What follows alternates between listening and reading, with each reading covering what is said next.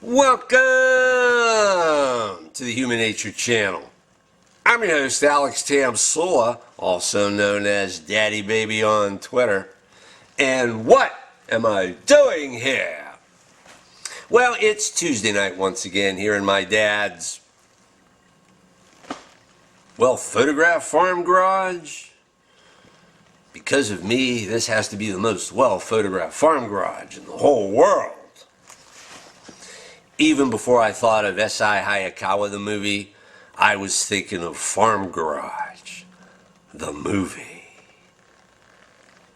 After a couple of years of shooting video in here, I probably have enough material for a movie and a sequel. Maybe even a standalone. Well, I think I have everything I need, the movie. I might even have enough material for Laura Loomer, the movie. Do you know where Laura was during the January 6th sack of Rome? She was in El Salvador. How do I know this? I'm on her email list. Every couple of weeks or so, I get an email from her. And it's either a story or a pitch or whatever, but it's always asking for money. Usually it's because of a lawsuit and paying lawyers, but not always. But it's always asking for money, you know. Before she was running for the United States House of Representatives, she was asking for money. And while she was running for the United States House of Representatives, she was asking for money. And after she lost her race for the United States House of Representatives, she's asking for money. In fact, the last email I got, it's about that bill that was introduced into the Florida State Legislature that imposed financial penalties to any social media company that discriminates against conservatives. And originally I think it was $100,000, and somehow Laura got it up to $500,000, and Laura's like, yay, money, money, money, money. My favorite one, see this one occasionally, traveling expenses. Oh, she wants me to help her get home from El Salvador. So why was she in El Salvador? Well, according to the email, she was working on her book, trying to finish her book. Wouldn't have anything to do with Laura knowing in advance that something big was going down on January 6th in Washington, D.C., and she was going to put as much distance as possible between her and the Proud Boys that her frequent flyer miles would allow. Would it? Even when she got back to the United States, there's controversy. She got stopped in the airport. I guess it was the TSA.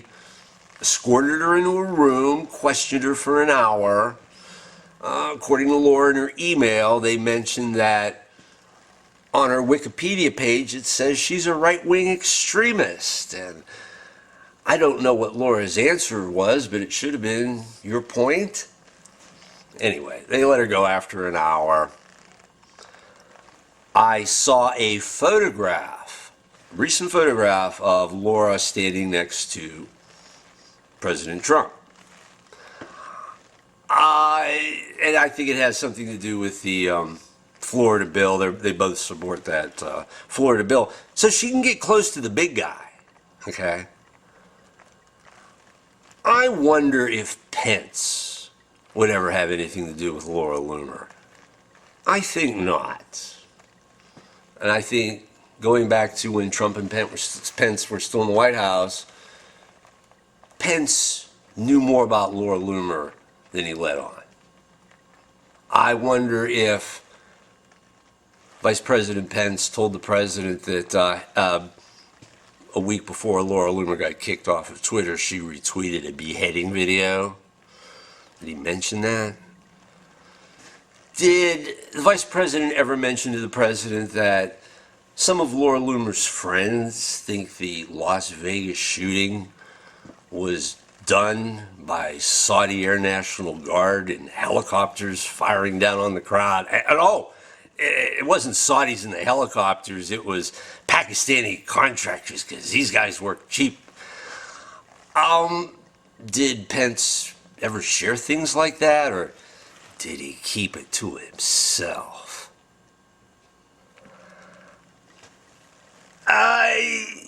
Why must this trashy attention clown named Laura Loomer be our free speech Joan of Arc? I don't get it. Honestly, ladies and gentlemen, I think we live in bullshit world. So anyway, S.I. Hayakawa, Language and Thought in Action. Chapter 2, Symbols. And I'll race you back to my apartment. Well, that was a photo finish. What's that? We got a jumper? Hold on, let me put a light on this guy. No! It's just Irv. He's recreating that scene from Dirty Harry. A couple of days ago, Irv and I were talking about COVID, and he said, when it comes to social distancing, I don't want you 6 feet away from me. I want you 6 feet under me. I say, that's about what I'd expect from a guy who puts a mask on his cup, too. It's why I call him Flatten the Curve Irv. Anyway, Chapter 2 of Language in Thought and Action. Symbols.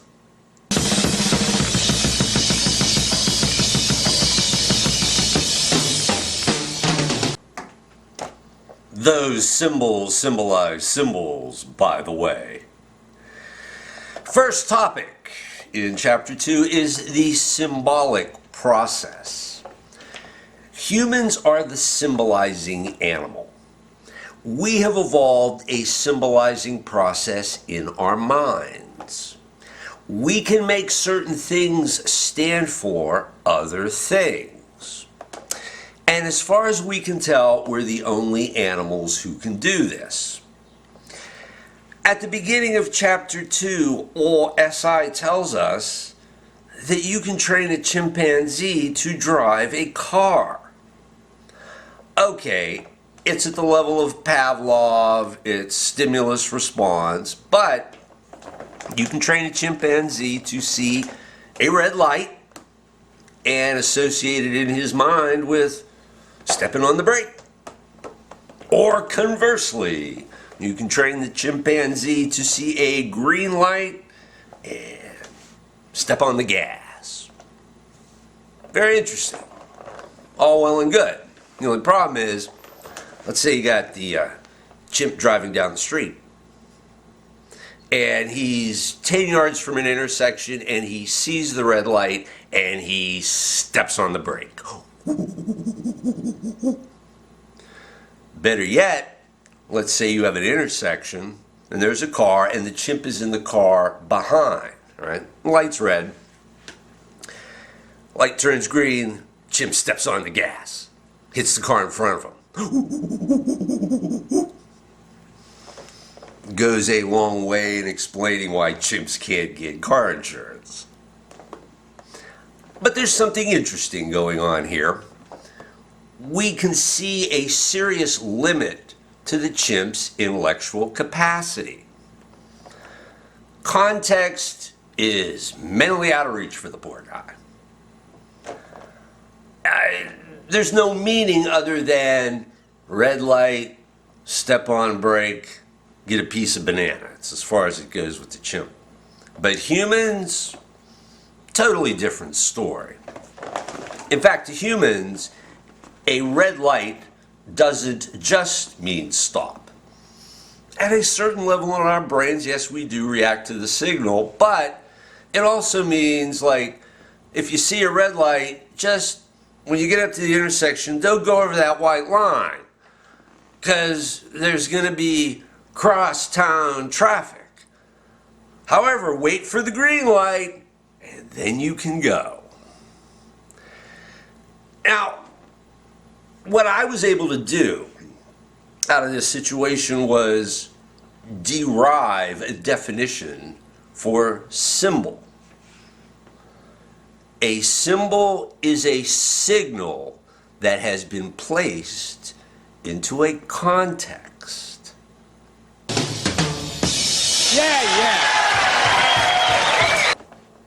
The second topic of Chapter 2 is language as symbolism. I was reading along and I got to this place where old SI was talking about language being a system of agreements. And I stopped and I went, wow. Put the bookmark in the book, put it aside. I remember thinking, what a great phrase. System of agreements. I'm going to pause talking about Chapter 2 briefly. We're going to take a little detour here. Since I started my SI Hayakawa project, I've learned a great deal. I hope you've been learning right along with me. I said there are practical applications to the information I present, and I know this is true because I've been putting this knowledge into practice.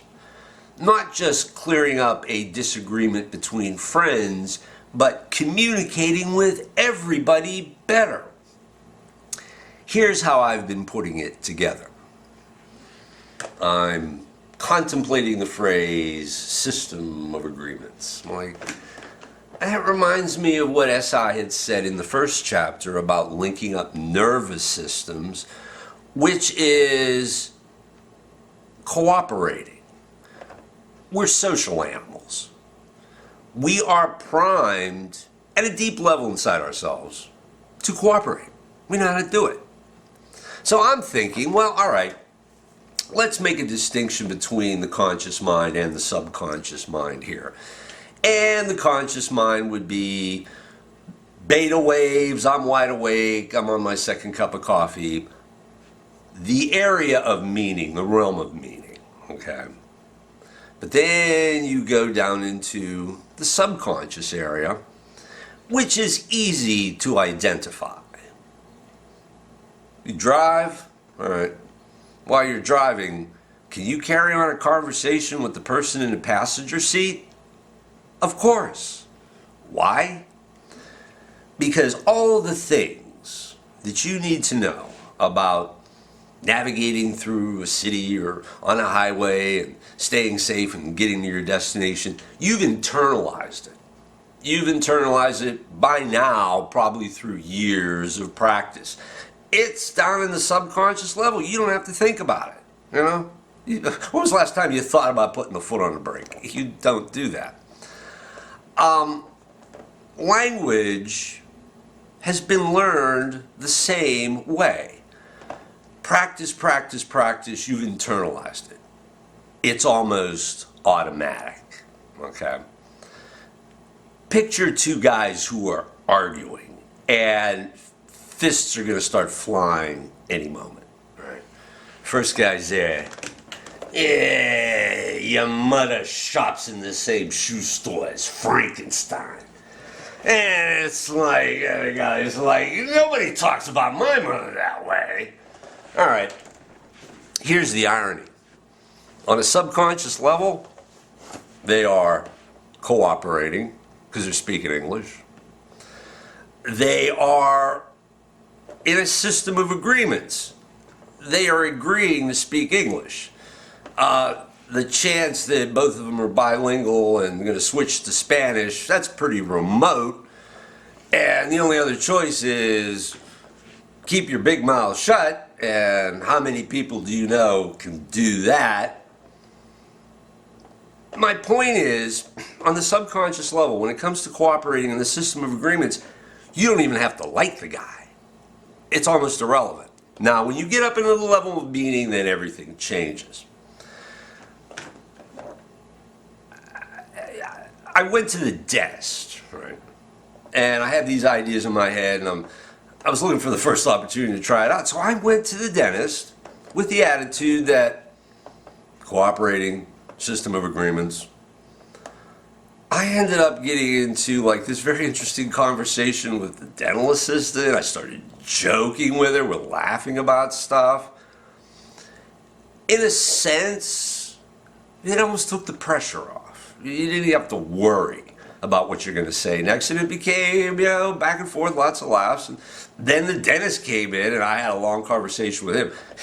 He asked me, what are you going to be doing later on in the afternoon? And I said, I'm going to be editing a video. And he's like, oh yeah? Oh, okay. The power is within you to do this. You can go out and you're just like, okay, my attitude is cooperating, agreeing. Okay. Even if it's, you end up not really agreeing, at a deep level, you are. Have a good one.